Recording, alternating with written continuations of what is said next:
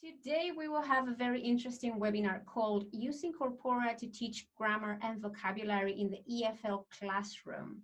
It's our fourth event, as I was saying, and we're very proud of the nice selection of guests that we have had so far. So while we are on the webinar, guys, I'd like to invite you to post your comments and questions on the chat. We usually have a very social space there, so feel free to do so to interact with the speaker. Of course, our keynote speaker today will be looking at the chat and probably responding to some of your comments and questions. And or we could have some time at the end to take some questions as well, and I will help with that. Okay, so I'd like to introduce you to our keynote speaker. If you could wave, please. Our dear keynote speaker, hello. Okay, this is José Luis Poblete. He's an adjunct professor at the Department of Linguistics and Literature at Universidad de Santiago de Chile. And he is also a lecturer at the Faculty of Education in Universidad Mayor. He holds a master's degree in English linguistics and literature and a bachelor's degree in teaching English as a foreign language, a colleague. His research interests include the relationship between accent and identity. He has a very hot podcast about that, along with Daniel Wim. Also the teacher identity, the use of corpora in the EFL classroom, and B language teaching and learning in translator education as well.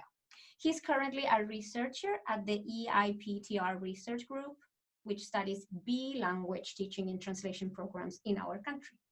And just like our friend from our previous webinar, Daniel Wim, here, if you could wave, please, Daniel, that would be great. Thank you. José Luis is the other half of the podcast ELT in Chile that I totally recommend, and you can also find on the Tesol Chile website. So without further ado, I'd like to give you José Luis. Okay, thank you. Thank you very much, Barbara, for the invitation. Thank you everybody for being here on a Friday afternoon. I'm pretty sure you could be doing some other activities, but yeah, I decided to be here, so thank you for that. I'm going to try to share, let's say, what we do at Universidad de Santiago, and also we're starting to do at Universidad Mayor with corporate studies. So I'm going to share some activities, some of the simple research that we do and how to create corpus. So for that, I'm going to start sharing my screen. So let me know if you can see what I'm sharing. Yep. Okay. So thank you very much, Barbara. So yeah, I mean, like probably you saw on social media, the title of this presentation is Using Corpora to Teach Grammar and Vocabulary in the EFL Classroom. My name is José Luis Poblete, and yeah, I'm going to go over what I'm going to try to show you today.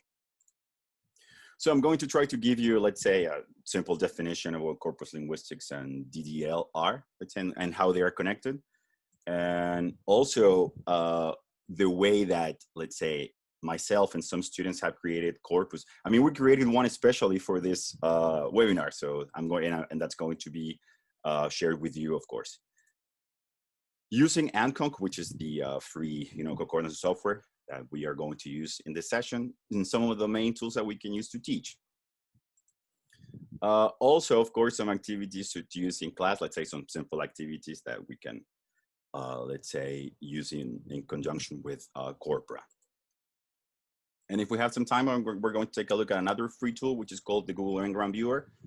And of course, there's going to be some time for questions and discussion, and that would be great. So maybe we can, let's say, generate some more knowledge together. So let's say, just briefly, I would like to define what corpus linguistics is. This is the study of, let's say, language in use that's important through corpora. And what's corpora? Well, that's the plural of corpus, and corpus is a large principal collection of naturally occurring examples of language stored electronically. So let's say we can have different types of corpora, but it's mostly stored, let's say, in this type of files, TXT. For example, you can find types of spoken corpora where people, let's say, transcribe what other people are saying. And with that, you can create a corpus to analyze spoken language. You can also, let's say, create collections of, let's say, written corpora if you have a collection of papers, for example, on a specific topic. Or I've seen, for example, examples of corpus of Harry Potter, you know, so people have actually gathered the entire series and then they have analyzed the language used there. So anything can be a corpus, you know, so here we're using text, you know, actually the files, you know, .txt, and those are the types of files that are going to be usually used in language analysis. And like I said before, DDL. DDL stands for data-driven learning. And again, this is the study of a large database of English corpora. And this is analyzed using software. And I'm going to show you the one we're going to be using, which is free, of course.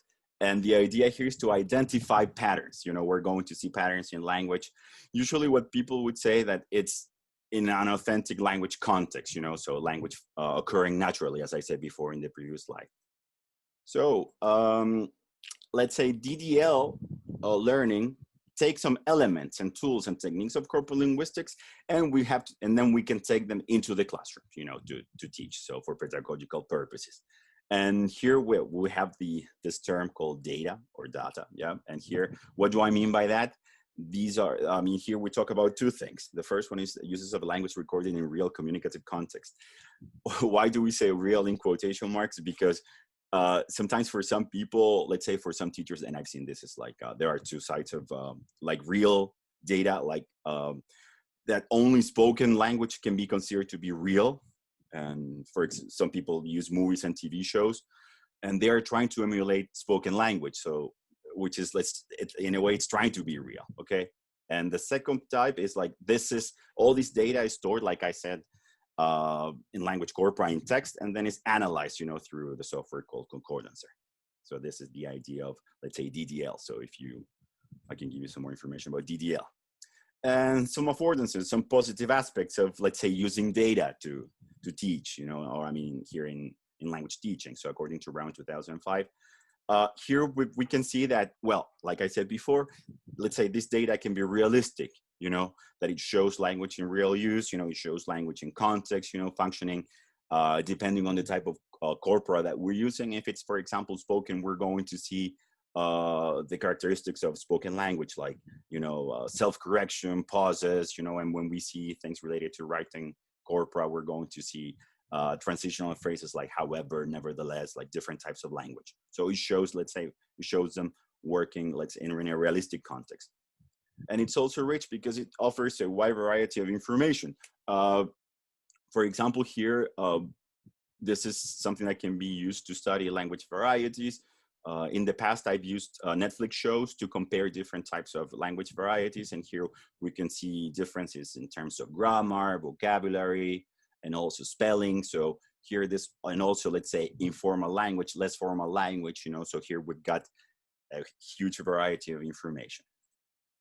And it's also illustrated because it provides real patterns instead of explanations. Yeah, people who teach grammar probably, I mean, we all have this idea that a grammar can only be found in books like English Grammar in Use, which of course they help. But if we go to, let's say, real patterns of language, we can find them in, you know, in corpora, you know, like especially if it's studying spoken language or even written language. So we're going to find, let's say, grammatical patterns happening. And it can also be up to date because depending on the type of, let's say, corpora that we create or the type of language that we're using, it can show us trends in language change. You know that language is a dynamic entity, it's always changing and evolving. And, you know, the rise of new words, the decline, let's say, of some other words. So we can see some different types of historical changes. So we can also analyze language diachronically, sorry, and also synchronically. So we can do that in different ways. So, and like I said at the beginning, let's say, well, myself and a couple of students of mine who are in the BA in Translation Studies are helping me to create, let's say, some different types of corpora. So I asked one of my students, Noelia, to create a corpus specially for this webinar, which is going to be available for you later. And the idea was to take texts from different, let's say, sources, for example, documents, websites, different textbooks. But the idea was that they were actually aligned with, you know, two levels, elementary and beginners, you know, like the breakthrough level and the way stage, A1 and A2, you know, here we're talking about CEFR levels. Because one of them, let's say one of the complaints I've heard in the past is that usually corpora studies are usually used in more advanced levels, you know, like B1, B2, C1, C2.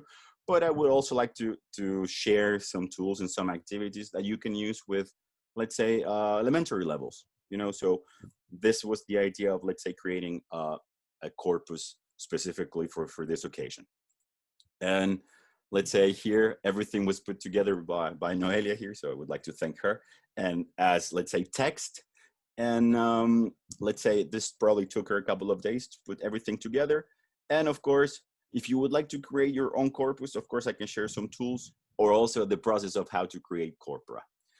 Your own, let's say, corpora, depending on the type of activity that you would like to have. For example, you can find texts in PDF file. You can have a book, for example. You can have a text. Or sometimes you also have, let's say, files or text files in this format in Microsoft Word. But the software that we're going to be using reads, let's say, this type of text. So it's like plain text. And for that, let's say there is a tool that I'm going to be showing in the next slide. And the corpus that Noelia created actually has, let's say, more than 30,000 words in total, which is, let's say, it's for the type of study that we're going to carry out, it's okay. You know, this can be considered to be small because I was sharing this with Barbara before. We are using Corpus Adusage that has more than 5 million words. So that's a lot because we're studying Netflix shows. So for example, for this, I think this is going to be enough for the activities that I'm going to be showing today.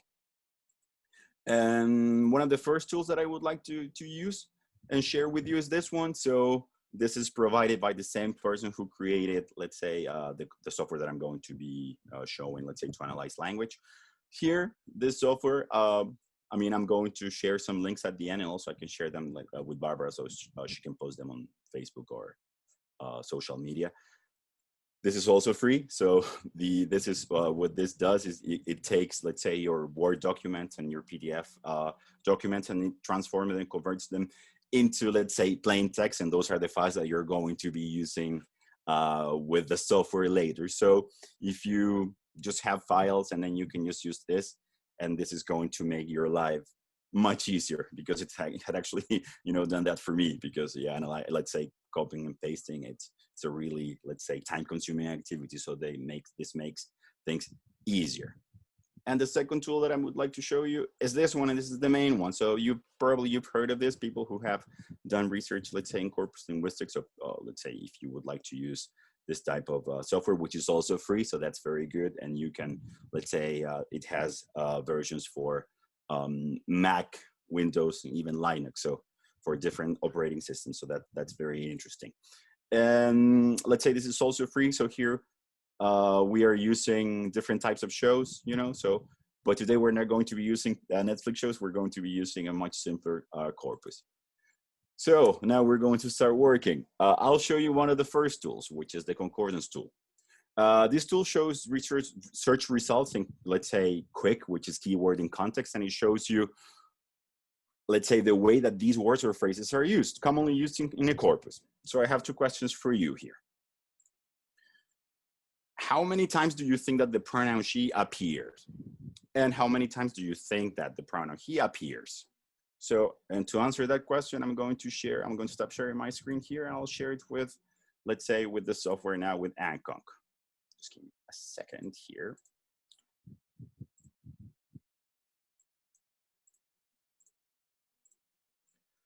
So here, as you can see here, we've got, let's say, the corpus files, which of course, like I said, I'm going to share them with you later. And here, the first tab, of course, the first tab that we can see is, let's say, here, this text right here. Here, I mean, in the corpus that I'm looking at right now, I'm going to look at the first tab. And like I said, we just need to find out. I'm going to type she here and then start. And here we can see that we can find it. Let's say here we can see the tool that says concordance hit, and it's 330 times, right? And here the second one is, so the second one was the pronoun he, and here we can see that we can find it, let's say, 344 times. This is just the beginning, so I'm going to show you some more tools here, of course. So let me just go back to my the presentation here. So we can see, let's say, some of the answers. And of course, as you can see here, yeah, so we can see probably the numbers. So which is, I mean, we're looking at the same corpus. So that's why, let's say, and I also performed the searches before. So that's why I know the, let's say, results, of course. So this would be one of the first tools, which is the concordance plot, tool. And here you can see numbers in terms of frequency. So if you would like to find out, let's say, how many times you can find something, how frequent an item is, you can use this, which is the, let's say, the simplest one. The second one, I just want you to look at, let's say, at the pictures, and that's going to be much clearer. As you can see here, well, it looks like a barcode. That's true. And what can we see here? I'm going to show you with the tool. So I'm going to stop sharing this part. I'm going back to sharing, let's say, the software to make things really clear. To, let's say, for you to, for example, to understand what I'm talking about here. So that would be, let's say, the second tool here, which was the concordance plot. If I go to this one, so this means that, let's say here it says, these are all the files. So all the lines that you can see, those are, let's say, where you can find the pronoun he. So if I click here, I'm going to see the example where you can actually find it. So that's why it looks like, let's say, it looks like a barcode. So it will depend on how frequent something is. So if, for example, if I type there, it's a very frequent one. So we're going to see, look at the first two files. So it's like, it's everywhere because, I mean, again, we need to understand that these are elementary texts. So that's why we're going to see let's say, a lot. But then if I type something that it can be, let's say, not so frequent, let's say maybe the pronoun she, which is not that frequent. So it's going to look, let's say, different. So that's why it looks like a barcode. So let's say, in a way, this can help you organize, and also you can find exactly where, let's say, the pronoun is. So for example, if I click here, it's going to show you, yeah, we're looking at she. So she thinks he's a good student. So that can be one of the main uses of this tool. So far we've looked at two, right? We've looked at, let's say, frequency, the concordance plot tool. And then there is another one which is very interesting that we can use, which is, clusters and NGRAMs. And then we're going to take a look at that. So this allows you to search for a word, and it will, let's say, it will show you and indicate the word that's, you can choose if you want the word that's immediately to the left or to the right. So this is something that we can do. For example, here, if I'm going to show you with the software, for example, here, if I do this with she, let's say the cluster is, the most frequent one is she is, the second one is she was, the next one is she puts, she has, she can. So here we have like a ranking, and then we've got the, let's say, frequency. And what's the usefulness of this? Here we can see the most frequent, let's say, verbs, for example, the most frequent combinations. So I can show you exactly how that works with this software. I'm going to stop sharing. So there's going to be a lot of sharing, stop sharing. So for example, here, if I do that, so here I need to go to this tab, the one that's called clusters or NGRAMs. So I'm going to type she here. Well, it's actually type there. So and then click on start, and then we can see the same. So here we've got rank, frequency, and then the range, and then the cluster. Yeah, the range is like maybe a concept that we don't have to really use in class, but this is like a statistical concept. So the first cluster is she is, then she was, and then she puts, and then here we can find exactly where they are, and then it shows you the examples, all of them. She's a clerk, she's also a feminist, she's an important author, etc. So this is, let's say, a very, let's say, cool tool. If you would like, we can do this with, let's say, with any word. It doesn't have to be a pronoun, of course, but it can be done with any tool. So if I click on he, the same he is, he was, he has, he wants, he said, etc. So it shows you, let's say, the frequency. So let's say, in a way, that would be another tool that we can use if we want to see the different clusters or the different elements that are right next to each other, for example. And here you can choose on the left, and here you can choose on the right. So it's very, very, very simple to use. And let's see. And now let's say I'm going to share, let's say, the last tool that's related to ANTCONC, which is this one right here, the word list tool. So here, if you have, depending on the type of corpus you have, it allows you to see how frequent all the elements are. So I have a question for you. I would like, so my question is, which one do you think are the 5 most frequent words in this corpus? You can type that in the chat and then we can guess together. Which ones do you think are the 5 most frequent words in this corpus? And I'm going to show you, of course. Okay, thank you, Daniel. Okay, let's see. We're going to take a look at that. Function, okay, thank you, William, Barbara. And again, so the do make, some functional words, okay? So we can, and to do that, I'll show you how we can, let's say, find out. So here to word list, and then I can just press start, and top one is the, let's say more than 2,000 hits, and then the next one is and, to, in, and then, yeah, we can find some verbs, you know, some pronouns, but probably in a larger corpus, we're going to usually find the, you, and I. Those are the most common ones. Those are the most frequent ones in my experience. But in this, let's say in this corpus, we're going to find that those are, here you can find them all, like all the words that you can find, let's say, in this corpus. So let's say here, I can show you the answers, of course, but yeah, I think we already saw the answers here.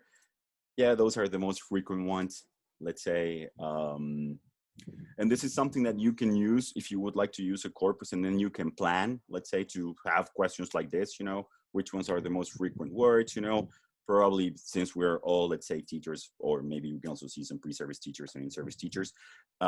Let's say we can, let's say, guess which ones there are going to be. Maybe students that are going to have a more difficult time trying to guess what the most frequent words are. But let's say we can also have them identify verbs, or let's say maybe prepositions, you know, or different types of words, you know, so we can use some other, let's say, tools. So one of the things I usually do with this type of corpus, I usually use them to teach or to try to understand how verb patterns work. And also I have students, let's say, do some research. And here I'm going to show you a very specific, let's say, character that's very special for ANTCONC.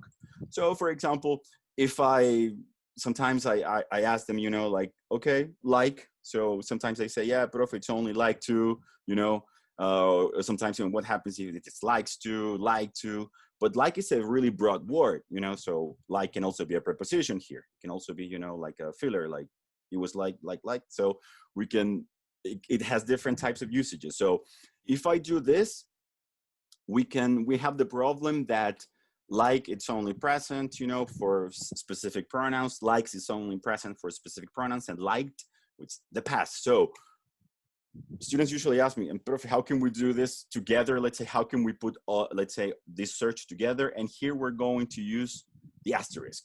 And for example, the first one here, like asterisk, is going to find like, likes, and liked together. So, I mean, if you put these numbers together, 29, 12, and 2, that adds up to 43. So let's say it's going to, let's say, take a look at everything. It's going to gather all the examples. And of course, like has the other pattern. So we can also do the same with ing, and I'm going to show you how to do that with the software. So like asterisk, asterisk, ing.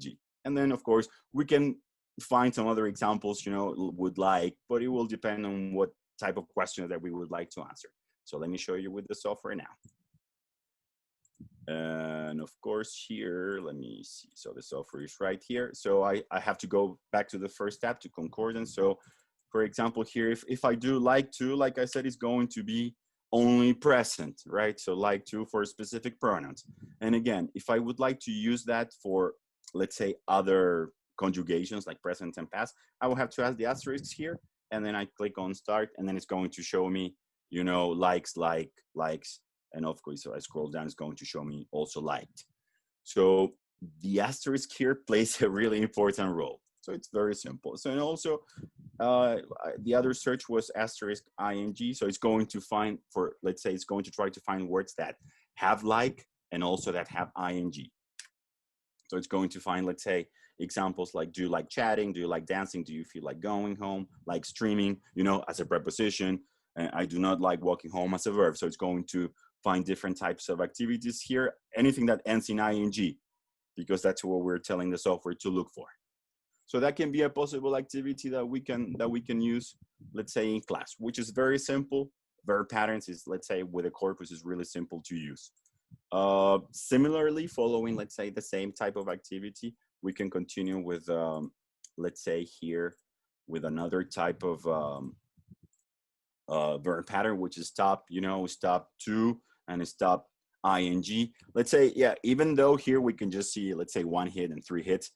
I mean, for the purposes of our lesson, that's enough. I mean, we don't need to have 10 million words. So, and here I took these examples from the corpus. So you can actually, and also teach that, you know, stops to has a different meaning from stop ing.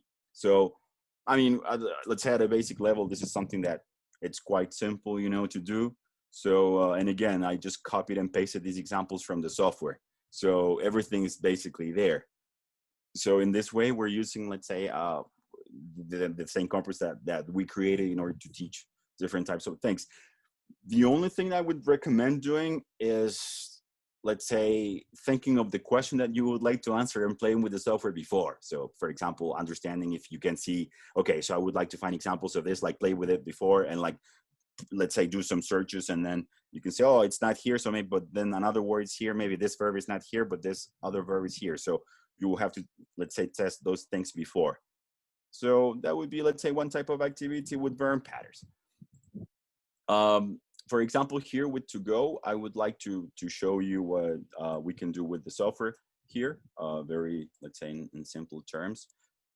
For example, here, let me just share my screen again. So we'll have to go to the first tab. So we can do this in different ways. So for example, here, if I just write go,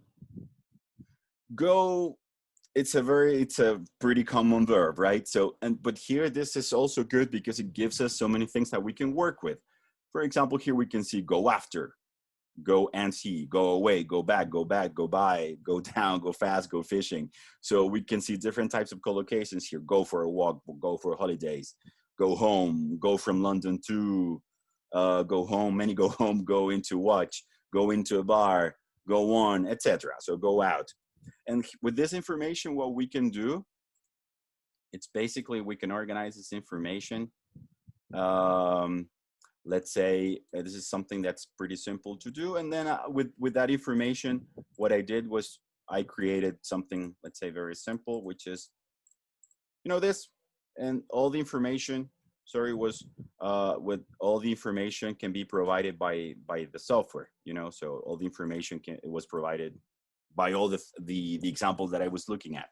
So basically that. So, I mean, I took not all of the examples, but let's say some of the most frequent ones, you know, go away, go back, go by, go down, go fast, go fishing, go for a walk, go from, to, home, you know, bed. And then you can take a look at the software again, and then you can see some of the examples that you can use them in class. So, because you can actually look at them and you can see them functioning and working in the context that you, let's say, that you found them. So you can take the entire sentence, and of course you're teaching in that way, you're teaching grammar and vocabulary. So it's a very simple way to do that. And let's say, and again, this is something that can be done in, let's say, initial levels like A1 and A2. We can do the same with, let's say, articles, you know.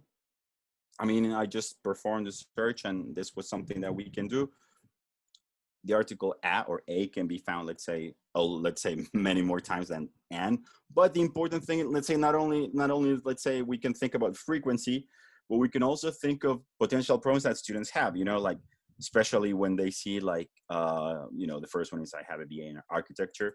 And the second one is like something that's problematic, you know, an N, you know, ABC, you know, that most people would say, but that's an A, but then, you know, it has to do, let's say, with the pronunciation, not that with the way it's written. So we can also use this tool not only to take a look at, let's say, grammar points, but also, let's say, to try and teach different things with very simple things. I mean, this is a really simple sentence, nothing really like complicated. I have a, and then Laura checks out, you know, or sees, or you can even change what you're looking at here. So let's say, in a way, we've got so many different things, let's say, that we can do. So that's, let's say, simple. And like I said, the corpus, the number is not that big, but with 36,000 words, I think you can do a lot. And let's say, again, we can do something similar with pronouns. For example, here, we and they, you know, and I decided to look at they. Do you remember the concept of clusters? You know, like the most common, let's say, collocations that you can find them with. So for example, here, if we take a look at these levels, yeah, they make complete sense because we're talking about they are, they can, they have, they also, and they go. So we can also use them to plan our lessons. You know, we can also use them to really, let's say, to see how we can use them. So I'm going to show you again how I did that. So it's with the software, so it's not very complicated. And again, this software has so many functions and it's really complete. But let's say in class, you just need to focus or use, let's say, a few to really create some fun activities. So in the case, this is what I was showing in the presentation. So the first one is they are, that's the first cluster, you know, and then you have they can, they have, they also, and they go. So for example, if I would like to see all the combinations, so all the clusters that have they are, and I can click here and then, you know, it's going to show me all the examples, you know, they are, etc. So let's say those 41, or let's say some more time. So I think that's important to see and also to understand. And let's say, and here, I would like to share my screen again here. We can do the same with, let's say, with different types of words. For example, not only, let's say, pronouns, you know, verbs, we can also do the same with, for example, adjectives. I looked at the list of the frequency list, so I could see that tired was one of the most frequent words. So, and let's say tired here, and I saw some of the examples, and some of the examples were he's very tired, she arrived tired, it will make you less tired, he was tired, Henry got tired, and I'm just too tired.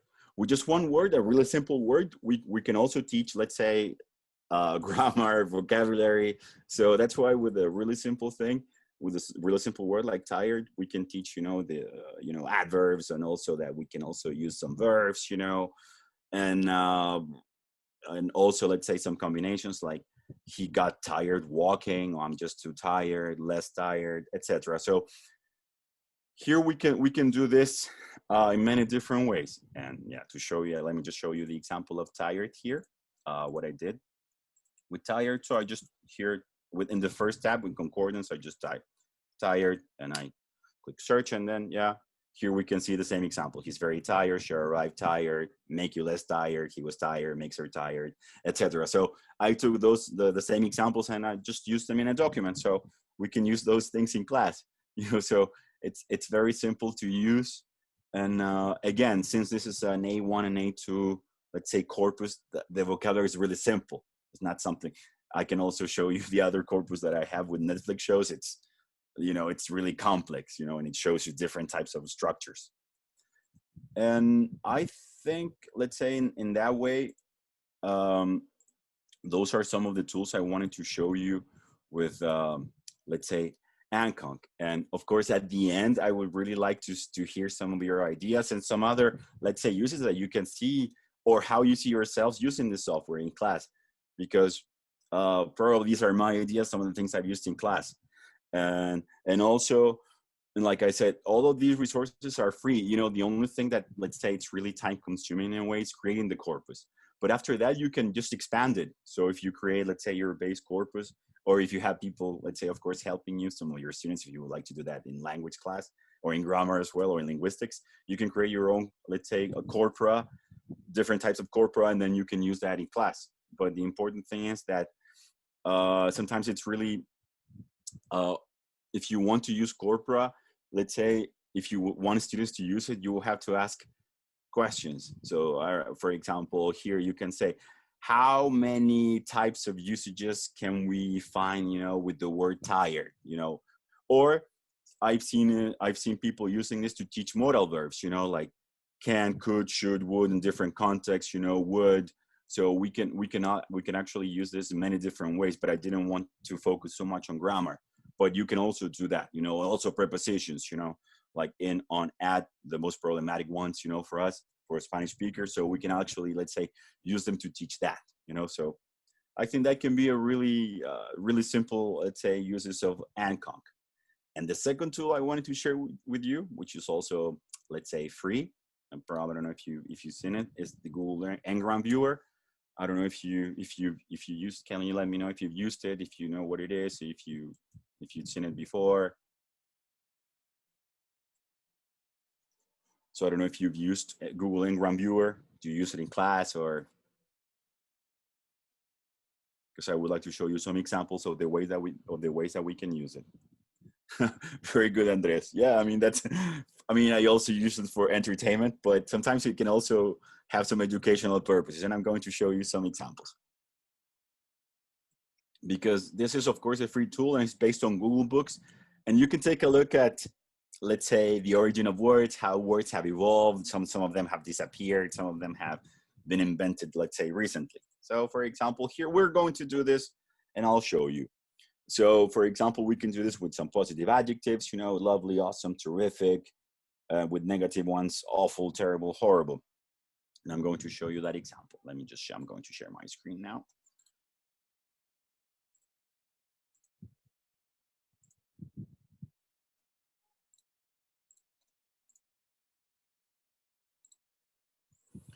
Yeah, so I can perform that search again of course. And here we can see, you know, like this is cool because you can see all the let's say words in competition, you know. They kind of mean the same. I mean, probably like in their base meaning, it's pretty much the same.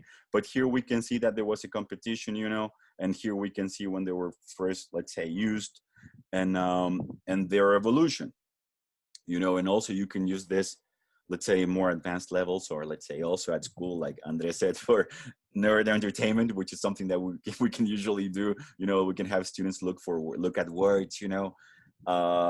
You know, we can see some other words that can be, you know, maybe newer, or they can be, you know, invented recently. And how can we do this? For example, I can predict that the word awesome is kind of new. Lovely is much older. And of course, awesome is let's say, really, it's a much newer word. So that's why, let's say, we can use this tool to do this, you know, for like, I like the way that Andres put it in entertainment, linguistic entertainment in a way. So that's very interesting. So, and we can also use this in class, you know, with very simple activities. For example, sometimes we can also take a look at this, at the rise of new words, you know, because Google NGRAM viewer, let's say, is based on Google Books, so it uses different types of books, you know, old books and also new books. When do you think that the word selfie was created? So maybe we can see that. When do you think it was invented? Or when do you think that people started using it? So, sorry, we can take a look at that together. So here, let's see, so we can see the same approximately when this was inverted. We can also use one word, so that's fine. Yeah, so it was probably, let's say, somewhere around here, 2010, you know, 11, we can see some usages here. And of course, we can see that it has increased, let's say, exponentially, you know, it has increased, its usage has increased a lot. And of course, here we can see that this is going to keep increasing. So we can compare this with, let's say, different types of words. And of course, this is very, let's say, really, really interesting to see. And of course, we can use this in class with some more, let's say, linguistic research. So, so we can use it to see the rise of new words. And like I said before, we can also use it with the rise, or with, let's say, when two words compete, of course. And we can see that which one win or which one is winning in a way, because this is something that we cannot predict. For example, here, if we look at cell phone, it can be written as two separate words, or it can also be written as one word. And then we've got smartphone. So we can also use this as, let's say, some type of word competition. So let's see let's say, the NGRAM viewer tells us, which is, let's say, something that's quite interesting to see. So the options were, of course, cell phone, and comma, of course, that's the way to separate the items here, and a smartphone. So here we can see, let's say, a competition in a way, but of course, yeah, since the advent of smartphones, let's say here we can see that probably smartphone is, of course, its usage is increasing. cell phone, let's say, as two separate words.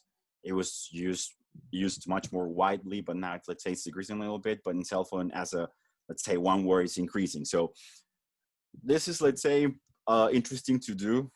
Let's say beyond entertainment, you can also use it in class, let's say to teach vocabulary as well, to sometimes like to see what people, let's say when students ask you questions and then you want them to ask, I mean, when they would like to hear an answer that's related to, for example, I remember this example from a student that asked me, Profe, how do you say cancha de tenis?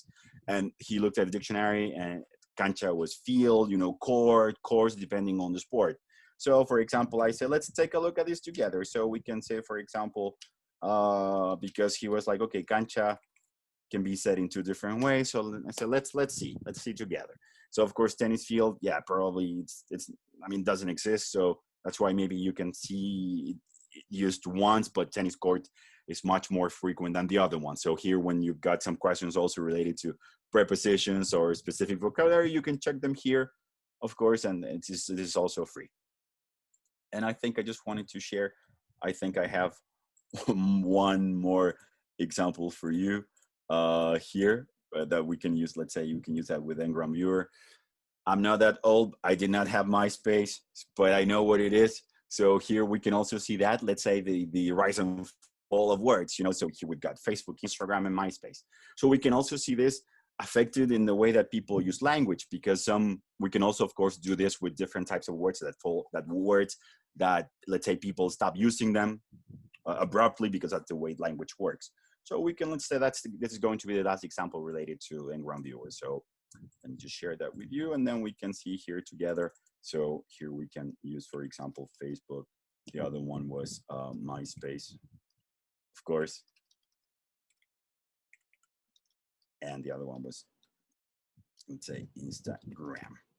So for example, here that we can see that, you know, Facebook is used, let's say it has been used on books, and it's also older than Instagram. So that's why it's probably more frequent. And of course, MySpace dying out, you know, it's disappearing, still there, but you know, it grew a lot, and then it's, let's say, falling down. And Instagram is, let's say, its usage is increasing a lot. But here we've got some education, let's say, to see where language is going in a way. And the good thing about all these tools, and they are all free. So all the tools I've been showing are, let's say, well, ANTCONC is freeware, and the ANTCONC text converter is also freeware, and this is also free. So this is like something that's there for us to use. And let's see. So here, we're approaching, let's say, our last part of my webinar and presentation, and I hope I have shown you, let's say, some tools that can actually help you. Let's say some of my conclusions. Let's say I've been using this approach. Let's say I've been using Corpora, and I've been using DDL at Universidad de Santiago, like I said, for I don't know, at least 2 or 3 years, and at Universidad Mayor we started to use it. You know, students usually tell me that they enjoy using the software because let's say it's a combination of taking, of course, grammar lessons, language, but they can also, let's say, they know more about English and grammar, and also about their own first language. And, you know, since I give them tasks, they have to actually do research in a way, linguistic research, simple research, but they feel, I mean, they can choose their own questions to answer, for example, the differences between smart, clever, intelligent, in which context they are used. Is it, let's say, is one of those words more formal, less formal, etc. I remember one student that created a project related to Game of Thrones, and different verbs like murder, kill, assassinate, slaughter, what types of context that you can use them. And of course, in a way, this also helps them foster and develop their research skills. And let's say this type of methodology allows students to, in a way, this is something that I've read, let's say, in many books that talk about corpus linguistics, that students become language detectives, because they need to understand how language works, in a way, what's acceptable and what's something that sometimes is not really acceptable, and also how they learn better, you know, because they are also testing hypotheses, you know, and they say, maybe this is going to be more frequent, and then they are surprised when something is not that frequent, or when they thought that this was going to be like this, and then they find examples that show exactly the opposite, or sometimes, of course, they are correct. So let's say, I would say this is a really positive, I mean, this is the feedback that I've heard from my students. And also, what can we do in the future, let's say, to use corpora and also DDL more in different areas? Well, I would say that we can create other types of corpora to teach different skills, not only grammar, vocabulary, but also, for example, writing, also speaking, because we can also find types of corpora that, you know, that has been transcribed, let's say, when people speak, you know, so let's say that can also teach us some different ways. And also, this is something that we can usually use when we are preparing students for international exams, or, you know, because you can see some formulaic expressions, you know, that's a very good question. How can I put it? You know, things like that. It's like, oh, let me think, or those type of expressions. You can usually find them in those types of corpora. So, but I would like to create some more. But for that, I would need help, because I cannot do that alone. And of course, I would really like to explore the use of DDL. And of course, I would really encourage you to use this in your own lessons, of course. And in, let's say, regardless of the type of course that you teach, it can be language, literature, or it can also just be English at school, because I've also used it there, and it works, you know, so you just have to, let's say, give it a try. And different types of tasks, of course. And this is something that's important. Well, the idea of having, let's say, this webinar was to show you that there are some very simple tools that we can use in order to teach corpus linguistics, and let's say using this approach, DDL. Of course, it requires some training, but as you could see, probably you gain, let's say, an understanding of how the, let's say, software works. And of course, if we require some more help, I mean, that's something I can share. There's some of the resources, let's say, with Barbara, with Tesol Chile, and then we can create, let's say, another type of workshop or something like that.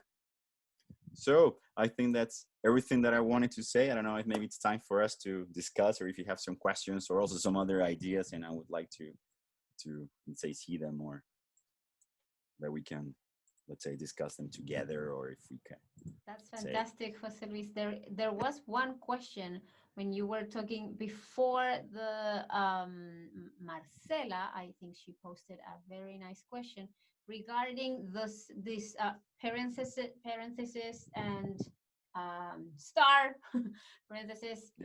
Is that something that you use it for other softwares? That was her question. I believe so. I think for some other stuff, well, there are some other different types of corpora. I know the Coha corpus, the corpus of historical American English, the Coca corpus, the corpus of contemporary American English. So they probably, let's say, use the same type of, they usually use the same type of character.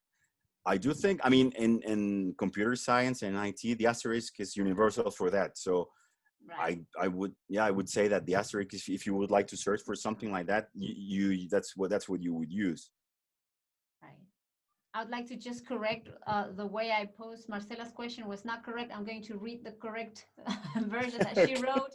She asked for it to be a convention to look for patterns in other softwares. That's what she. Yeah, most likely. Yeah. Yes, most likely. I think that's the asterisk is like the like I said, like in computer science as well, the asterisk is like the symbol that you need to use if you would like to find something, you know, like that has those elements. So yeah, that's the one I know that's the one I usually use if I would like to expand my search. Okay, great, thank you. And there was a question from Daniel while you were showing this NGRAM tool from Google. And it was like whether you could put a text from a textbook into a tool like this. And is it for NGRAM Viewer or for ANTCONC, Daniel?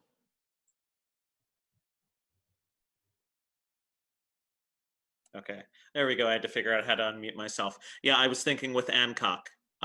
Because I thought that would be so interesting to use with a textbook I'm using with students to see how particular words, like the word get, for example, to see how that's used in a textbook geared, you know, specifically for students. I thought that would be interesting. I don't know if that's possible or not. Yeah, it is possible. Like, I mean, one of the tools I showed, I mean, the only thing is that you will probably need to either, I mean, if you have a digital version of the book, you will have to copy the text and transform it into plain text.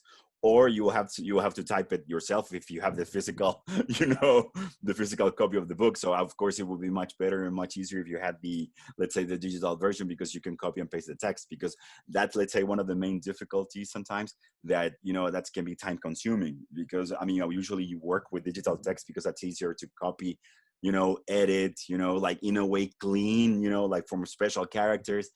Imagine like typing. And also this is a hard work for people who transcribe, oral text into text, because that requires a lot of work and attention.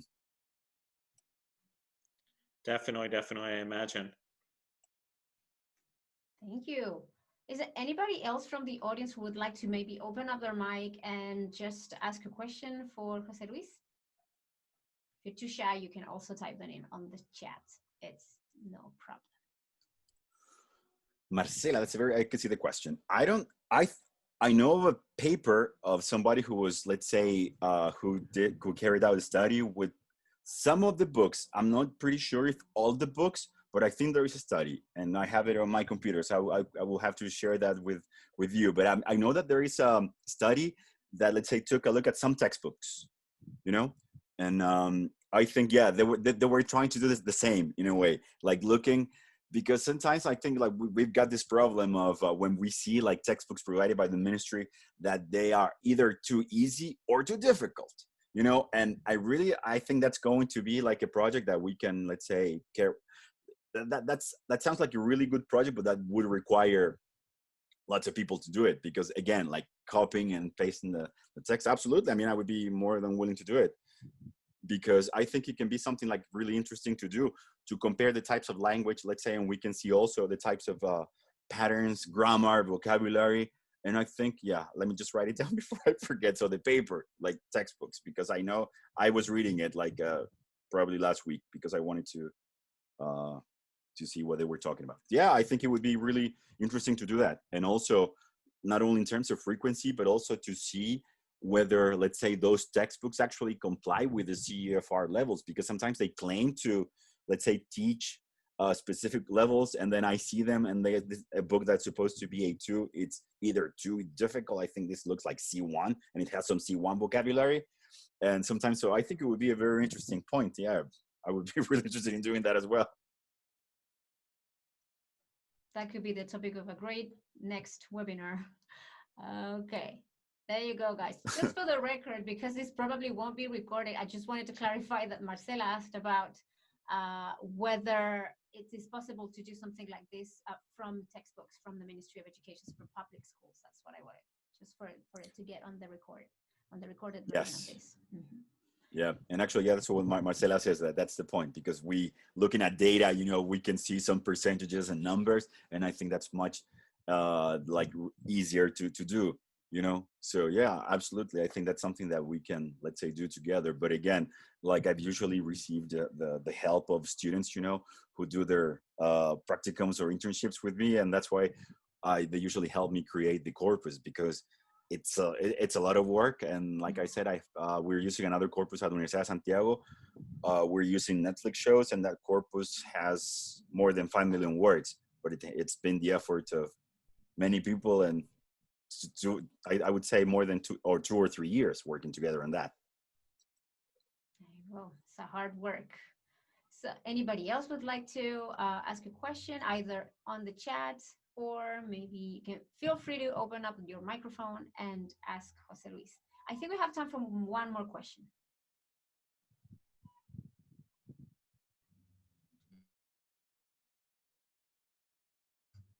Okay.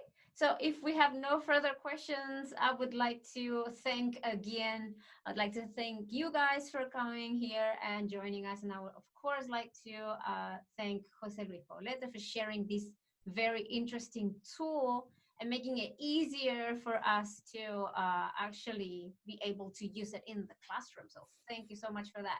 That was my second thing. Please follow us. You can follow Tesol Chile everywhere. Facebook, yeah. Instagram, our website, and please follow also ELT in Chile. This is Daniel and Jose Luis, who offer super good, fantastic quality podcasts about topics that all teachers and linguists are interested in. So yes, Thank you very Yeah, much. so thank you, Barbara, for the invitation. And yeah, and also, I mean, I really like the idea of Tesol Chile, of, let's say, bringing people together.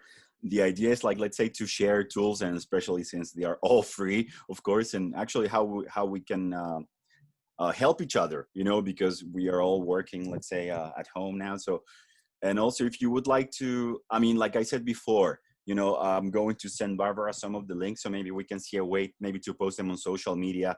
Let's say, well, the corpus, if somebody would like to have it, you can also send me an email. I promise I'm not going to charge you anything. So, but let's say the corpus is also going to be available on social media. And like I said, Daniel and Wim, who's also here, we're also part of the podcast ELT in Chile. So you can find us on Spotify. So yeah, thank you very much, Barbara, for the opportunity. Thank you. Thank you for this interesting afternoon, evening, actually. So yes, that would be it. Remember that we recorded this presentation. Unfortunately, we were not able to put it on Facebook Live immediately because the service is not working, but we will post the recorded version in case you want to go back to any of the points that Jose Luis has just said. Thank you, guys, and I have to say goodbye, and we'll see each other. Bye-bye. Thank you very much. Take Bye. care. Bye-bye. And we'll see you in our Bye. next Thank you. webinar. Thank you. Bye. Thank you. See you. See you.